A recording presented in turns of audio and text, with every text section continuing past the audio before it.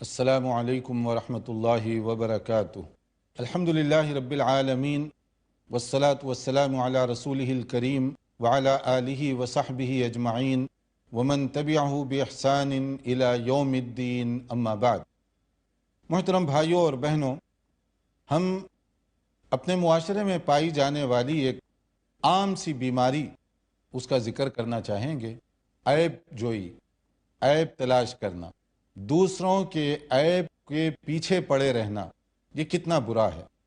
بعض لوگوں کی یہ عادت ہوتی ہے کہ وہ اپنے ہی بھائی اور بہنوں کے عیب تلاش کرتے ہیں۔ آدمی جب دوسروں کے عیب تلاش کرے تو اپنے عیب کو کبھی نہیں دیکھ سکتا، کیونکہ انسان کی ایک عجیب سی صفت ہے کہ ہم دوسروں کی آنکھوں میں پایا جانے والا ایک تنکا دیکھ لیتے ہیں، مگر خود اپنی آنکھوں میں پائے جانے والے شہتیر کو نہیں دیکھ پاتے۔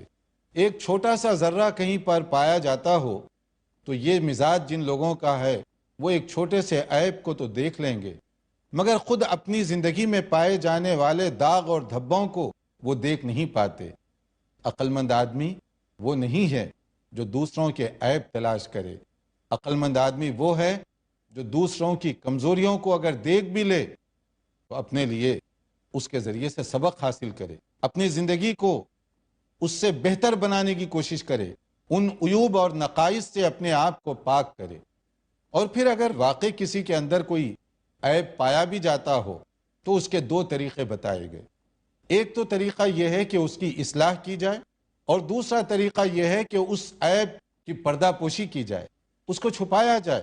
کچھ لوگ دوسروں کی اگر ایک چھوٹی سی بات دیکھ بھی لیتے ہیں تو اس میں نہ جانے کتنی باتیں اپنی طرف سے ملا کر اس کو عام کرتے ہیں۔ یہ تو بہتان ہو گیا۔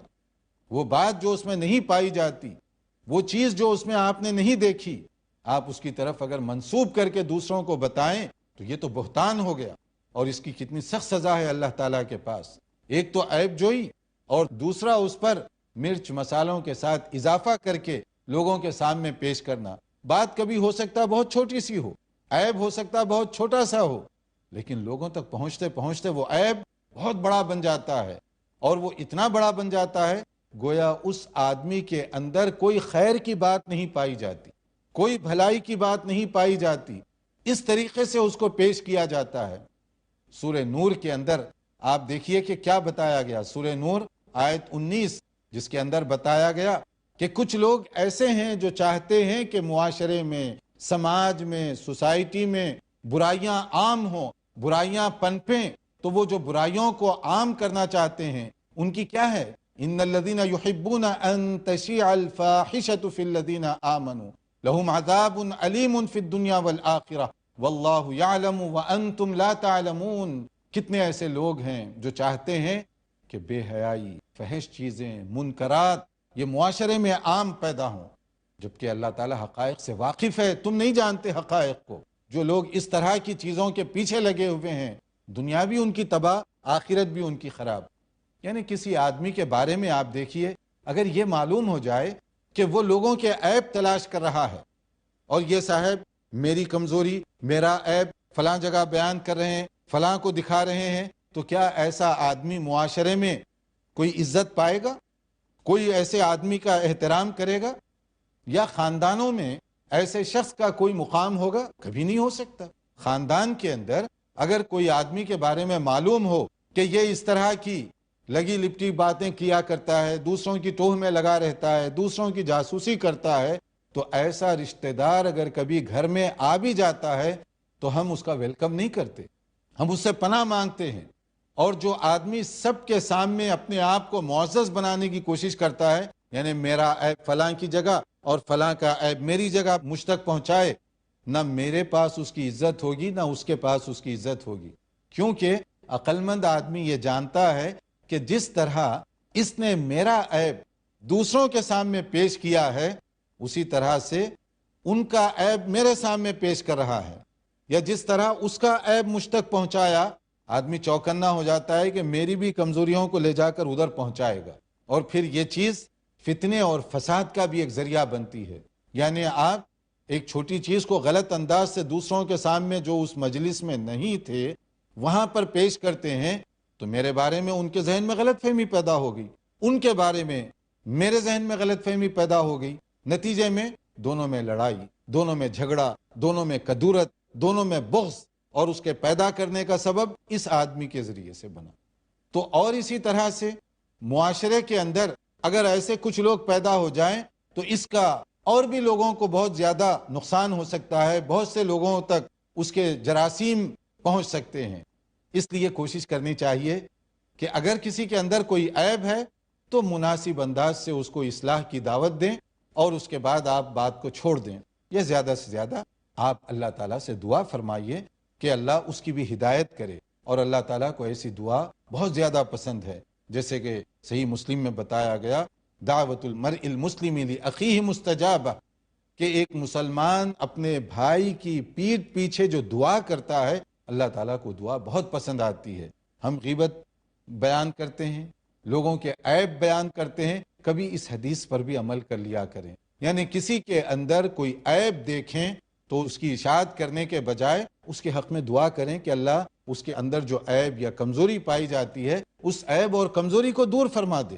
ہمارا حال یہ ہے کہ جو چیزیں کرنے کا حکم دیا گیا وہ کرنے کے لیے ہم تیار نہیں ہیں، اور جن چیزوں سے منع کیا گیا وہ چیزیں ہم برابر کیے جا رہے ہیں۔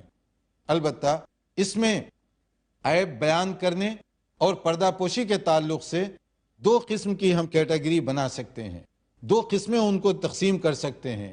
ایک ایسی چیز جس کا ابھی ذکر کیا گیا، یہ بہت پسندیدہ ہے کہ کسی کا عیب دیکھیں تو اس کی اصلاح کریں، کسی کا عیب دیکھیں تو اس کے حق میں دعا کرنے کی کوشش کریں، اور کسی کا عیب دیکھیں پردہ پوشی سے کام لیں۔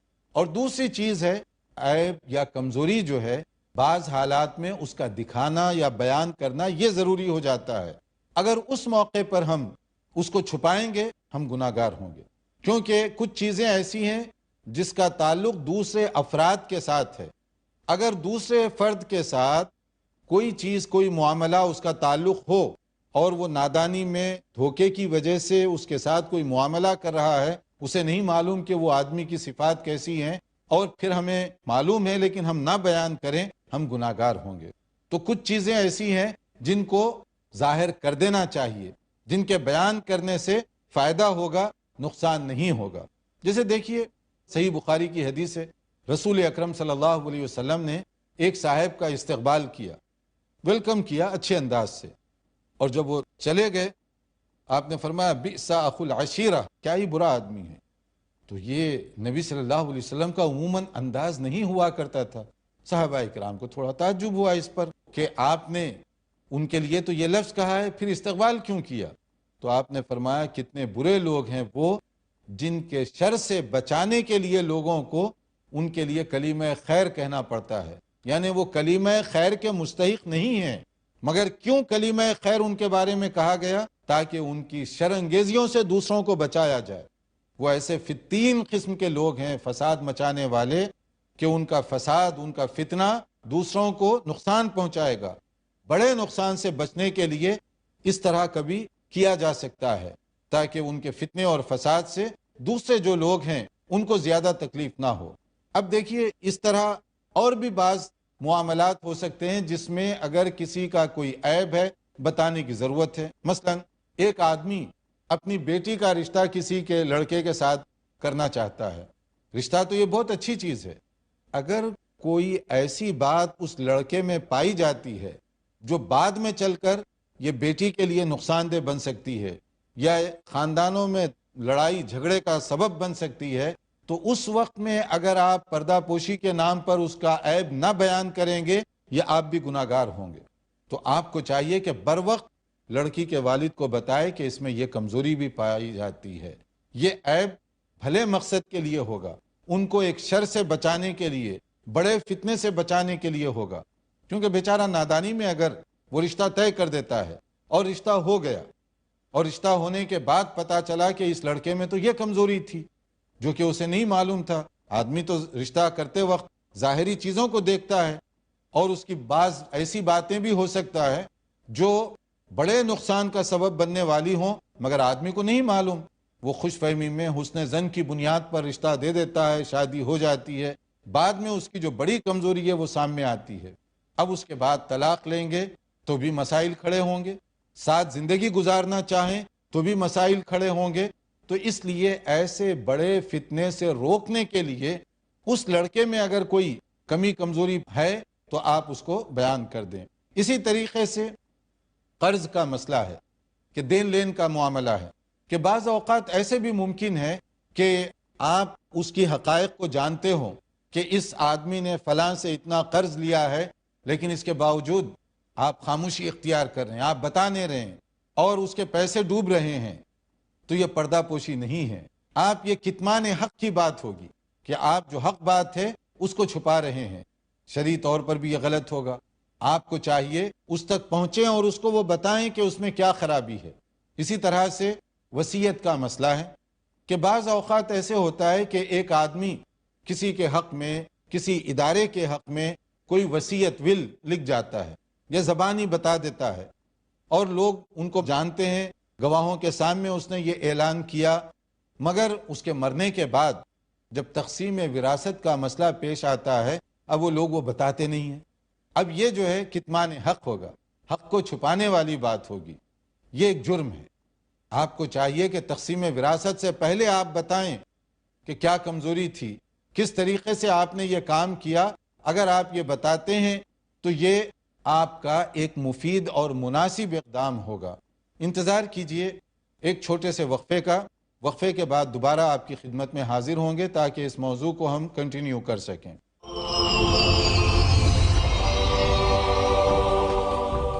وقفے کے بعد دوبارہ آپ کی خدمت میں حاضر ہیں. ہم گفتگو کر رہے تھے پردہ پوشی اور عیوب کے پیچھے لگے رہنے کے حوالے سے کہ کسی کے اندر کوئی عیب اور کمزوری پائی جاتی ہے تو کوشش کریں کہ اس کی اصلاح کریں، اس کے لیے دعا کریں اور پھر اس کو عام نہ کریں.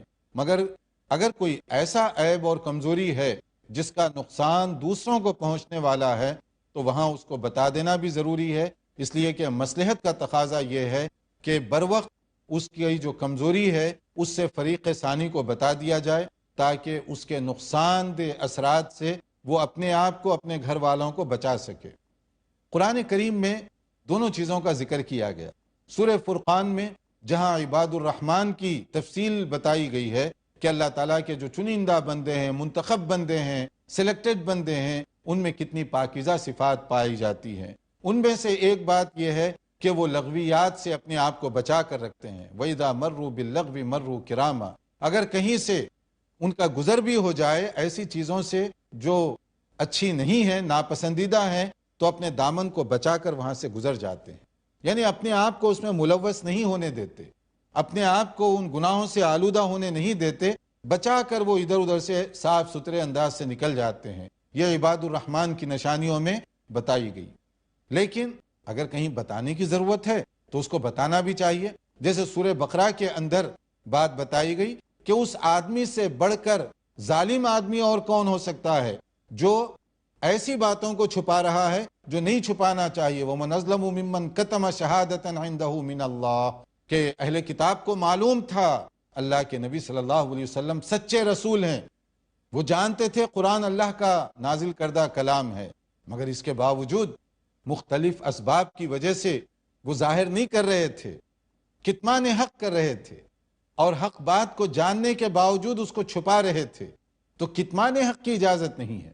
اور اسی طرح سے قرآن کریم میں سورہ بقرہ ہی کے اندر ان لوگوں کی بعض صفات کا ذکر کیا گیا جو ان کمزوریوں کو چھپا رہے ہیں.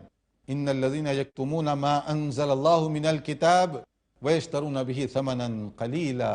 کتنے ایسے لوگ ہیں جو اللہ تعالیٰ کی نازل کردہ احکام، اس کی آیات، اس کی نشانیوں کو جانتے ہیں، سمجھتے ہیں، مگر اس کے باوجود چھپا رہے ہیں. ان کو کیوں چھپا رہے ہیں؟ تاکہ اس کے ذریعے سے دنیا کما سکیں، اس کے ذریعے سے حرص، لالچ کے ذریعے اپنی دنیا بنا سکیں، یعنی کتمان حق کے ذریعے سے. کیونکہ آپ صحیح فتویٰ دیں گے، صحیح بات بتائیں گے، لوگ ناراض ہو گے، لوگ آپ کا بائیکاٹ کریں گے. کون دے گا نذرانے، کون دے گا نیاز آپ کو، کون دے گا تحفے آپ کو، کون دے گا آپ کو یہ سب چیزیں لا لا کر؟ وہ چیزیں لینے اور بٹورنے کے لیے آپ حق کو چھپا رہے ہیں. جائز، ناجائز، حلال اور حرام کی تمیز لوگوں سے مٹا رہے ہیں. یہ کتمان حق ہے، یہ باطل چیز ہے اور اللہ تعالیٰ نے ان پر لعنت فرمائی ویل کہا ان کو کہ ان کے لیے لعنت ہے، ان کے لیے پھٹکار ہے، جہنم کا ٹھکانہ ہے کہ وہ لوگ دنیا کمانے کے لیے حق کو چھپا رہے ہیں، دنیا کمانے کے لیے حق کا انکار کر رہے ہیں۔ آج کتنے لوگ ہیں جو جانتے ہیں کہ سچ کیا ہے، جو جانتے ہیں کہ حق کیا ہے، مگر اس کے باوجود ذکر کرنے تیار نہیں ہیں تاکہ اپنا جو فائدہ ہے اس سے محروم نہ ہو جائیں۔ کتنے لوگ ہیں جو حق کا ساتھ دیتے ہیں، کتنے لوگ ہیں جو سچائی کے لیے کھڑے ہوتے ہیں، جاننے کے باوجود وہ حق کا ساتھ نہیں دیتے، جاننے کے باوجود وہ سچائی کے لیے ٹھہرنے کی کوشش نہیں کرتے۔ کیوں؟ اس لیے کہ حق کے ساتھ افراد کم ہیں، حق کے ساتھ برادری والے کم ہیں، حق کے ساتھ خاندان، فیملی، اہل و عیال کا زور کم ہے، اور باطل کے ساتھ ساری چیزیں ہیں۔ تو ہم جانتے ہوئے کہ یہ چیز غلط ہے اس کی سپورٹ کرتے ہیں۔ اگر اس کی سپورٹ کریں گے تو اللہ رب العالمین کے پاس ہمارا شمار کن لوگوں میں ہوگا؟ اور اسی طرح سے بعض موقعوں پر ایسے بھی ہوتا ہے کہ آپ لوگوں کے ساتھ معاملات کر رہے ہیں، ایک آدمی کو آپ دیکھتے ہیں کہ بظاہر وہ آدمی اچھا لگتا ہے، کوئی کاروبار، کوئی تجارت، اس کے ساتھ کوئی لین دین کا معاملہ آپ طے کرنا چاہتے ہیں، مگر کسی آدمی کو اس کے اندر پایا جانے والا عیب بھی معلوم ہے کہ یہ آدمی بہت فراڈیا ہے، بہت نقصان پہنچانے والا ہے، کئی موقعوں پر اس نے فلاں اور فلاں کے ساتھ دھوکہ بازی کی ہے۔ کیا پھر بھی چپ بیٹھ جانا چاہیے ستر پوشی کے نام پر، پردہ پوشی کے نام پر؟ نہیں، یہ پردہ پوشی نہیں ہے، یہ کتمان حق کی بات ہوگی۔ بلکہ آپ جائیے اور اپنے بھائی سے ہمدردی کا اظہار کرتے ہوئے بتائیے کہ بھائی جان، آپ جس سے کاروبار کرنا چاہتے ہیں یہ آدمی اتنے دھوکہ باز ہے اور اتنے دھوکوں میں پہلے سے ملوث ہے، آگے آپ کرنا چاہیں تو آپ کی مرضی ہے۔ یا اسی طرح ایک آدمی کسی کے ساتھ صرف چرب زبانی کی وجہ سے اس کو کنونس کرتا ہے، قائل کر دیتا ہے کہ میں یہ کام کر سکتا ہوں، حالانکہ وہ کرنا نہیں جانتا، لفاظی کی بنیاد پر وہ اس کو قائل کر رہا ہے، تو آپ بتا دیجئے کہ یہ صرف الفاظ کا ہیر پھیر ہے۔ آپ اگر سرمایہ کاری کریں گے تو یہ آدمی ساری دولت لے کر ہڑپ کر لے گا، آپ کو نقصان پہنچائے گا۔ تو آپ جو ہے وہاں خاموشی اختیار نہ کریں، آگے بڑھ کر ان کو بتا دیجئے کہ اس کے اندر یہ کمزوری پائی جاتی ہے۔ اسی طرح سے ایک آدمی آپ سے کوئی مشورہ کرنے کے لیے آتا ہے، کوئی بھی خیر کے کام میں کوئی مشورہ کرتا ہے، اب آپ سمجھتے ہیں کہ میں اگر بتا دوں گا تو اس کی کمزوری سامنے آئے گی تو میں کیوں بتاؤں؟ یہ بات درست نہیں ہے۔ اگر آپ اس کی کوئی ایسی کمزوری کو جانتے ہوں جس کا تعلق ان کے ان کاروبار یا مالی معاملات کے ساتھ یا اس طرح کے لین دین کے ساتھ ہے، تو آپ ضرور بتائیے اس کو، تاکہ اپنے بھائی کو نقصان سے بچائیں، اور جو آدمی ظالم ہے اس کو مزید ظلم کا آپ موقع نہ دیں۔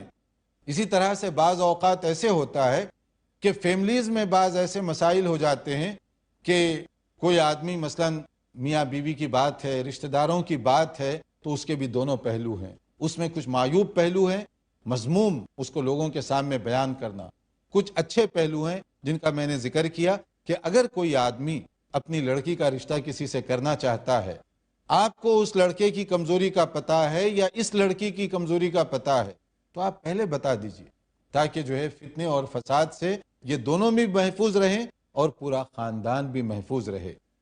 اس میں یہ عیب چھپانے والی بات نہیں ہے، تاکہ دوسرے جو ہے نقصان سے بچ سکیں۔ اور اسی طرح سے بعض مسائل ایسے ہیں جن کا تعلق مثلا میاں بیوی کی زندگی کے ساتھ ہے۔ میاں بیوی کی زندگی ایک بہت ہی اعتماد کی بنیاد پر چلتی ہے۔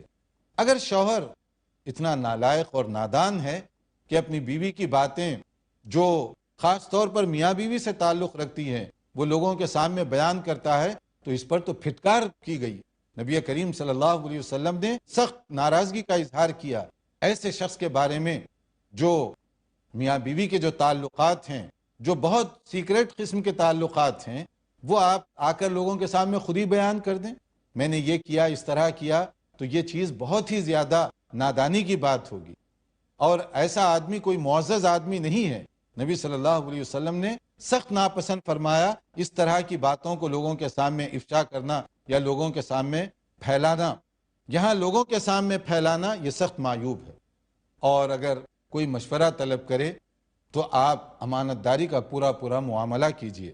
المستشار مؤتمن، جس سے مشورہ کیا جائے امانت داری کا مظاہرہ کرنا چاہیے۔ آپ کو جو چیز معلوم ہے صحیح اتنی بتا دیجئے، نہ اس کے اندر افراد کیجئے نہ تفرید کیجئے۔ نہ اپنی طرف سے کوئی مرچ مسالہ لگائیے، نہ جو چیز ہے اس سے نیچے اتارنے کی کوشش کیجیے، جو چیز جتنی ہے اسی انداز سے اسی طریقے سے اس کو پیش کیجیے۔ اور اسی طرح اگر کسی کے اندر جنرلی کوئی عیب آپ دیکھ رہے ہیں، براہ راست اس کو جا کر بولنا مناسب نہیں ہے، پھر کیسے اصلاح کریں گے؟ جنرل صیغے میں جنرل انداز سے آپ ایڈوائز کر دیں، جیسے نبی کریم صلی اللہ علیہ وسلم عام طور پر کیا کرتے تھے۔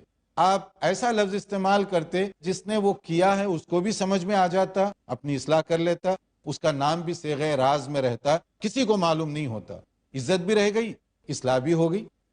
ما بال الناس ایھا الناس، کہ لوگوں کو کیا ہو گیا، کچھ لوگ ایسی حرکت کرتے ہیں، کچھ لوگ ایسی باتیں کرتے ہیں۔ اب اس طرح کہنے سے کسی کو یہ نہیں معلوم کہ آپ کس کے بارے میں فرما رہے ہیں، مگر مسئلہ سب کو معلوم ہو گیا کہ ایسے کام نہیں کرنا چاہیے، تو اس آدمی کی عزت بھی رہ گئی، وقار بھی رہ گیا، اور سب کے لیے مسئلہ جو ہے وہ بھی معلوم ہو گیا۔ اس طرح کا انداز ہونا چاہیے۔ اسی لیے امام شافعی رحمۃ اللہ علیہ فرمایا کرتے تھے کہ النصیحۃ علی رؤوس الاشہاد لیست النصیحہ بل الفضیحہ، کہ تم لوگوں کے سامنے کسی کا نام لے کر اس کی اصلاح کی بھی بات کرو گے تو وہ حقیقت میں اصلاح نہیں سمجھی جائے گی، بلکہ اس کی بے عزتی اور ذلت سمجھی جائے گی۔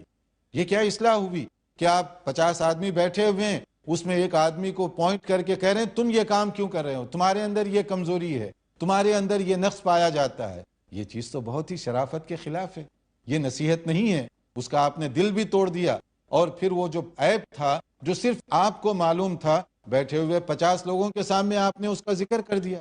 یہ چیز درست نہیں ہے۔ اس کے بجائے آپ تنہائی میں لے جائیں، اس کو سمجھائیے، شاید یہ تنہائی میں مخلصانہ آپ کی ایڈوائس سے اس کی اصلاح بھی ہو جائے اور وہ عیب پردے میں بھی رہ جائے۔